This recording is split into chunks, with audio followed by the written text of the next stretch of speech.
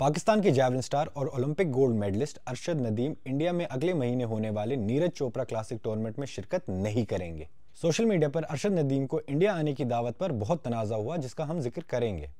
लेकिन अब ये सवाल पूछा जा रहा है कि वो क्यों नहीं आ रहे हैं। क्या पहलगाम का हमला इसकी वजह है? इस बारे में Indian javelin star Neeraj Chopra ने अपनी खामोशी तोड़ी है और एक्स पर एक बयान जारी किया है, जिसमें उन्होंने कहा है कि अरशद नदीम को इनवाइट करने के बाद उन्हें बहुत नफरत और गाली गलौज का सामना करना पड़ा है। यहाँ तक कि लोगों ने उनके घर वालों को भी तनकीद का निशाना बनाया। नीरज चोपड़ा ने कहा, मैं कम बोलता हूँ, मगर इसका ये मतलब नहीं कि मैं किसी गलत चीज पर आवाज नहीं उठाऊंगा, खासकर जब कोई मेरी हुब्बुल वतनी और मेरी खानदान की इज्जत पर सवाल उठाए। वो मजीद लिखते हैं, मैंने अरशद को जो इनविटेशन दिया था वो एक खिलाड़ी का दूसरे खिलाड़ी के लिए था, इससे ज्यादा नहीं, इससे कम नहीं। नीरज चोपड़ा ने अरशद नदीम को पहलगाम के हमले से 2 दिन पहले इनवाइट किया था। पहलगाम में हमला होने के बाद इंडिया और पाकिस्तान के दरमियान रिश्ते कशीदा हैं और इंडिया में लोग बेहद नाराज हैं। नीरज चोपड़ा ने लिखा है कि गुज़श्ता 48 घंटों के दौरान होने वाले वाकयात के बाद नीरज चोपड़ा क्लासिक में अरशद की मौजूदगी का कोई सवाल ही नहीं है। बाज़ इतलात के मुताबिक Arshad Nadeem Asian athletic championship में मसरूफ हैं, इसीलिए वो इंडिया नहीं आ सकते।